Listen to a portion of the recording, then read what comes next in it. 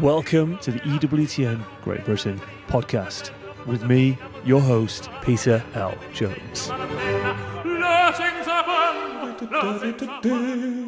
I'm here with Pierpaolo Finaldi, the CEO of the Catholic Truth Society. Is it the CEO? That's correct, yeah. CEO and publisher. CTS, they are the small books we've been seeing for years at the back of church, which give you straight answers. What you don't hear on the pulpit, you can read at the back of church. The books are immune to Facebook, YouTube. They cannot be closed down, or can they? Has anyone emailed you, Piero? I have to say, we've dealt with some pretty controversial topics over the years, and I can't say that we've ever been kind of taken to task from anyone outside the church. We've certainly been written to about various things that we've written kind of within the church, but nothing... Nothing from outside? No. I mean, when we've done books on same-sex marriage, or when we were doing stuff on abortion, on kind of various bioethical topics where you'd think that we could get in a bit of trouble. We've never had any comeback from that perspective. No. Do you think that day's coming? I must say, I think when we did some stuff on same-sex marriage with Peter Williams, I wondered whether that was the time when we were going to get the call. But no, nothing so far, thank goodness. And has the church tried to close you down or say, look, this is just too non-PC? Well, it was interesting that there's been a few books where we kind of got heat from both sides. Both kind of to just use a shorthand, kind of more kind of conservative and more liberal ends. One book that I remember was we did a book on Medjugorje where we tried to keep absolutely to just the facts and not say kind of either way what we thought, and we got it from everyone there, which made me think that we probably got the balance just about right. If you're not a Catholic, Medjugorje is almost a completely meaningless word, but if you are a Catholic of any sort, it's one of the few words that's instantly polarising. Oh yeah, absolutely. You want to start an argument in a Catholic room, just say Medjugorje, run out, and then it'll go. That's right. Piero, you're big on the family, and it's no stretch of the imagination to say the family has come under huge attack. And what with the coronavirus at the moment, a lot of people are doing homeschooling, and you could say are coming face to face with God's plan for how He would like families. Is that right? Is that fair to say? Since we are the primary educators. Yeah, you say I'm quite big on family. I have quite a big family. I've seven children ranging from 20 to 1 years old. At one end they're at university, at the other end they're still in nappies. So we've got a kind of big spread. And it's been very interesting to see the kinds of issues that this crisis we've been living through recently has kind of brought up within the family and within the decisions that we all kind of need to make with regard to the education of our children, both in terms of the faith and the more kind of general education of our children. My children have been through the kind of Catholic school system. We've been very fortunate to have a lovely small kind of Catholic parish primary school down at the end of our road, and I think that the school has done an admirable job in supporting the passing on of the faith. I think our experience with secondary schools has been kind of more mixed, but I mean, one of the things that I think this crisis has really kind of highlighted is that as parents there are many things which we have kind of outsourced in the past, which we really need to think about whether we can or whether we should do that. And I think in particular, when we come to passing on the faith to our children, in the end, that's not something that, I mean, the school can help, the parish can help, but in the end, the primary responsibility there is with the parents. Is on us. Yeah, absolutely. And I think, what has suddenly happened is that the domestic church has become the church for many of us. And well, in fact, for everybody, our experience of, the Word of God, our experience of the liturgy, of these kind of strong times that we've lived through, is interesting. I thought providential in a sense that all of this, coronavirus lockdown and closed churches all happened during, the strongest liturgical time possible. And I thought that was actually, that was providential, because I think it would be much more difficult to kind of sit down and think about what to say to the children if it was, the 24th week of ordinary time. Right. Whereas you're in the middle of one of the most kind of dramatic moments of the church's year. And in the story, the living through that kind of passion, death and resurrection of Christ is such a powerful moment, there's such a dramatic kind of retelling of that story within the liturgy that, in a sense, you didn't have to do a huge amount of work to find something that to you get could on board. say, that you could say to the children. And there, I thought that the demands that this new situation in which we couldn't get to a parish church, we couldn't take part in the liturgy. We couldn't, hand our children over to, a children's liturgy group, or to a First Communion catechist, or to an RE teacher. Yeah. That all of a sudden asked a lot of questions of us as parents, both in our own faith and in the way that we would be able to kind of put it across to our children. Go on. What do you mean by the domestic church? You mean the family home when you say that? Yeah, what we mean by the domestic church is, the church which is present within the kind of the four walls of the family, and which can take part in, we can go out and take part in the public liturgy of the church, but in the end, the domestic church has its own kind of hierarchy, and the fathers of the church were very clear in saying that the father in particular had a very important role within the domestic church, as not as the priest of the domestic church, but actually as the bishop of the domestic church. Go on. What's the difference there then?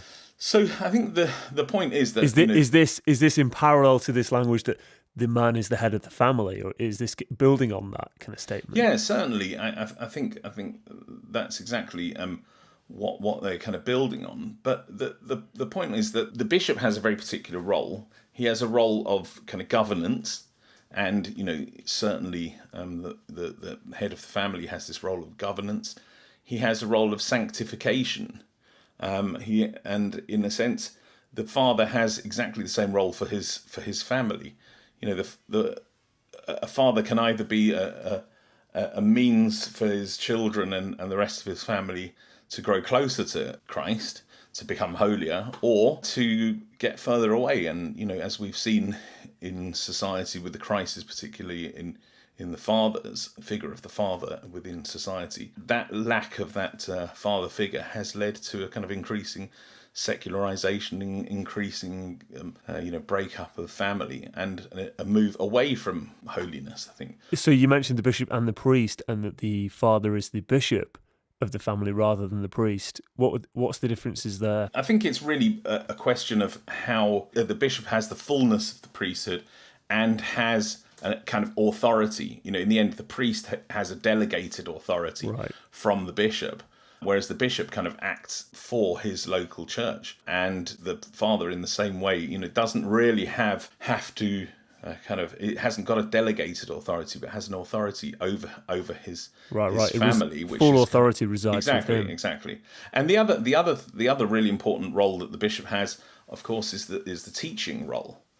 And I think that I don't know how often we see that in action in a diocese which maybe has we see that in pastoral letters and things, I suppose. Sure. But it's more difficult to see than when St. Augustine was there kind of preaching in his cathedral and everyone was coming and literally kind of learning the faith from the bishop. Yeah, there and then. Whereas I think that the father does that every day, every day at table, every night during prayers. You have a moment in which, you can teach your children, you can say something to them, you can answer a question, or you can bring something up that you think is important to be. I hope I don't go on too much of a tangent from where we were. The teaching, I wouldn't mind getting stuck into just a bit of what you're saying there.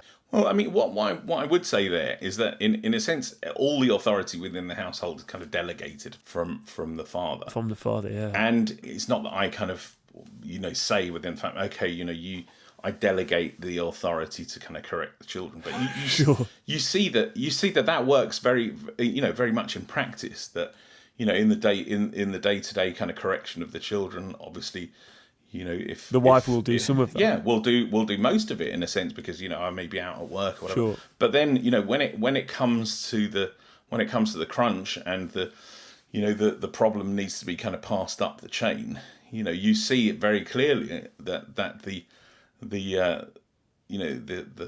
mother will sort of say, be careful, otherwise we'll kind of Sure, tell your bring dad. this up to the dad. And in a sense that's a kind of, it's a tough role sometimes to take up, because that you'll end up with the serious problems will end up on your kind of doorstep. But that's But I think it seems best that they are on your doorstep rather than the mothers. Absolutely. Who is more present in their kind of daily lives, and you don't want the children to see her as the tyrannical one or the bad cop. If there's going to be a good cop, bad cop, kind of is, I get the feeling loosely, better be on the man than the woman. I think it's just a different kind of role. The mother takes on that role of kind of unconditional love, love that's always there, a kind of merciful love. The father takes on the role which gives a love which is more kind of dependent on adhering to the rules and sort of saying, well, this is what we want in our household, and this is what I expect you to do.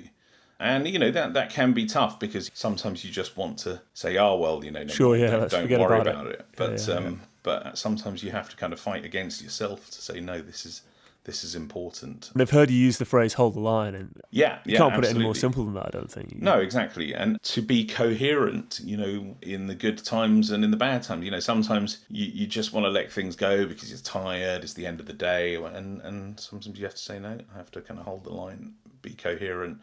And in the end, that works well both for yourself and the family, and for the children themselves. In the end, they know where they stand, and that's clarity, I think, is always helpful. Parents being the primary educators, it sounds great in theory. What are the details of it? If you want to be the truly faithful Catholic, does that mean don't send your children to a secondary school? I don't think that does mean don't send your child to a secondary school or a primary school, but what does it mean? Primary has lots of different kind of meanings, and primary means first, both in terms of importance. In the end, I think time and time again, this has been proven that it's your parents who have the greatest kind of long-term effect on your life, on the kind of person that you'll become. So primary in terms of importance, the most influential.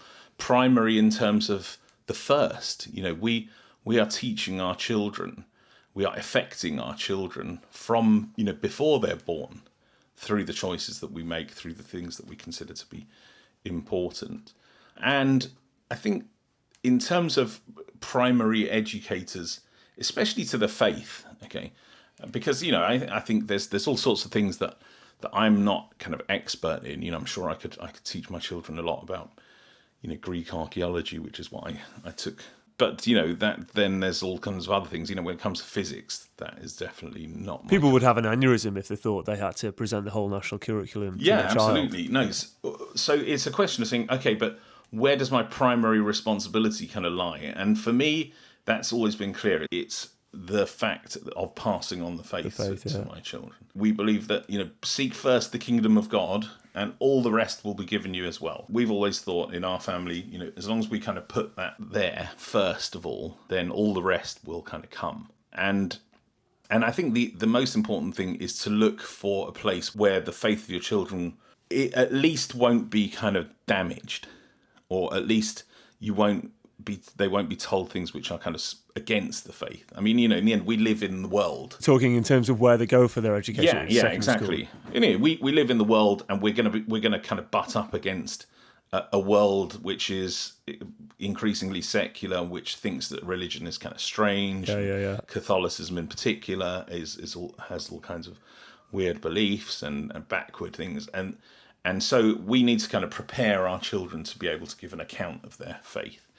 And in a sense, one of the things that I've thought was important was that, they can give a kind of Christian witness of kind of Orthodox Catholicism, sometimes even within a school where, a lot of the teachers might not be practicing, well, certainly a lot. That's not uncommon now, is it? It's even when we were at school. No, certainly that's become more and more common. It's a heavy responsibility to place on the children to kind of, hold their own, stand up and, hold the line in a classroom where, abortion, the vast majority of other kids kind of think abortion's fine.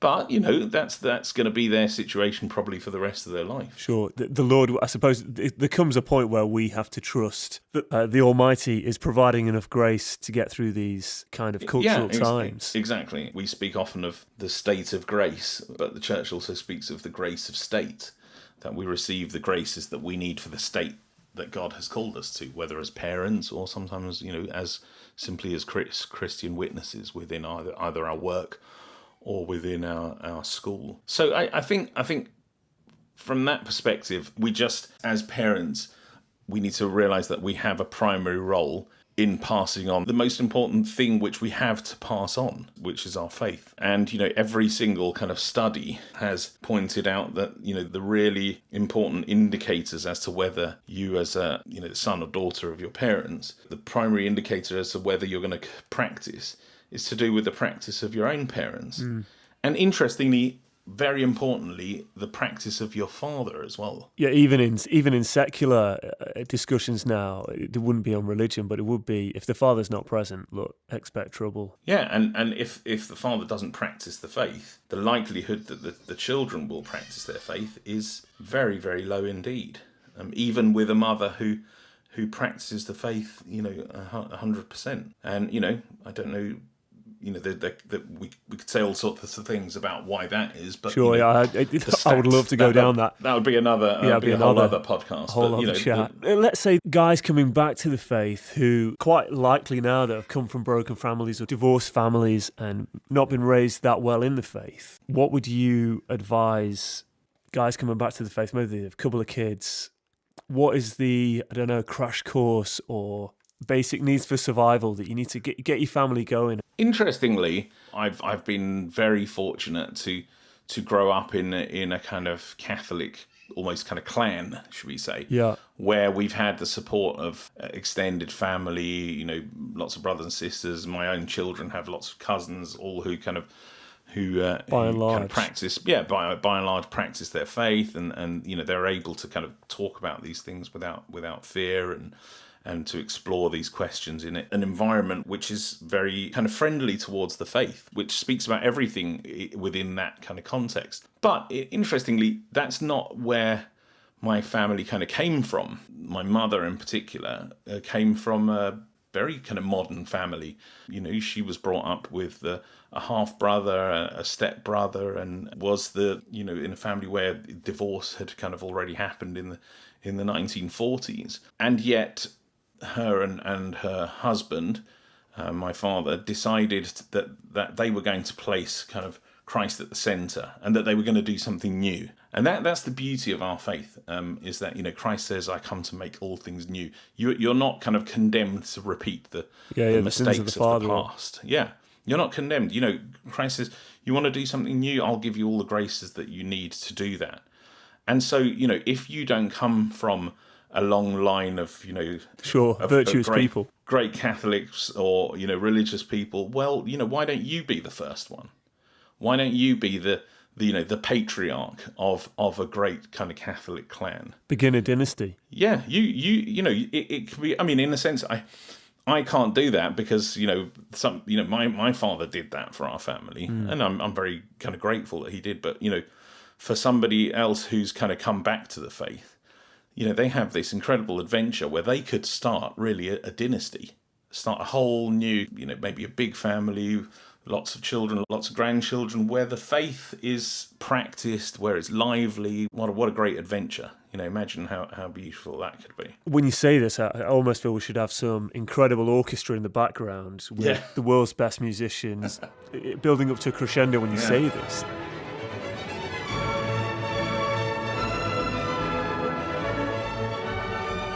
Or when our Lord says, I come to give you life and life to the full, I half get the feeling this is what he's talking about. Absolutely. For the Catholic, for God's plan, it's not, in fact, this kind of quote-unquote, live my best life, live my dreams, be pretty wealthy. It's not what he's going to be talking about at all, but it highly likely is going to be all these things you've described. That phrase, living life to the full, what does, we often think, what does it mean? Does it mean going off on a gap year up the Himalayas or whatever?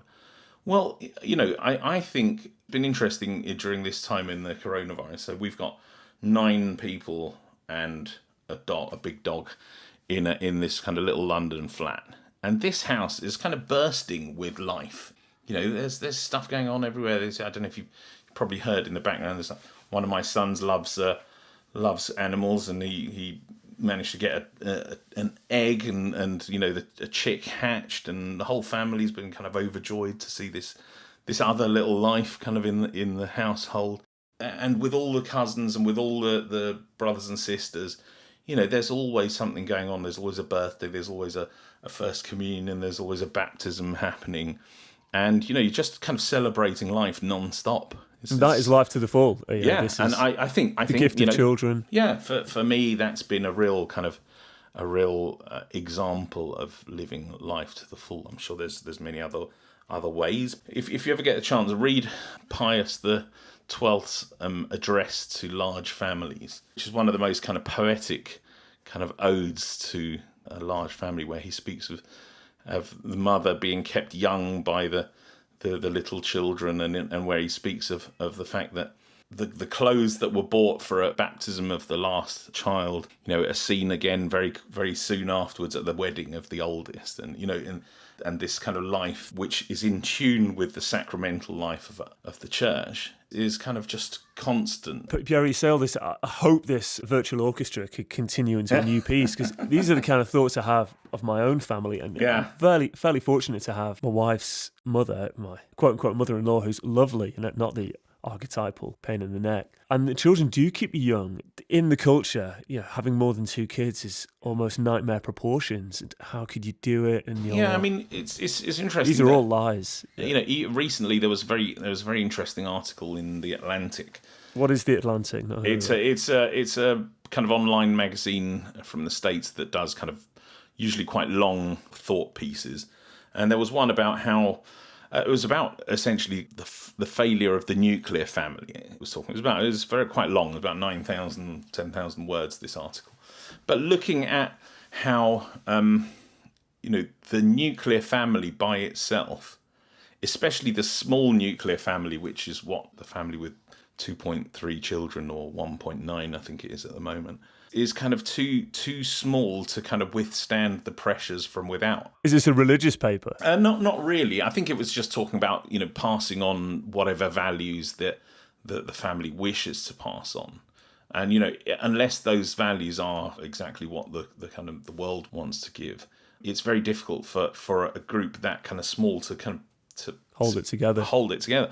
Whereas a more kind of wider community, whether that's made up of kind of blood relations or whether that's made up of kind of brothers and sisters in Christ, has a lot more chance to kind of hold out against what are often kind of very aggressive kind of pressures from the world. Time and again we see that in Catholic life.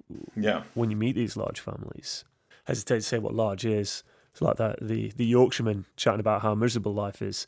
Large to a lot of people is 4, but large in days gone by might have been 9, 10, even 16. Yeah, I would agree that kind of 4 tends to be the moment where you kind of make that jump, where you can't buy a normal car anymore. And I hope manufacturers start getting onto the phenomena of large Catholic families, which are...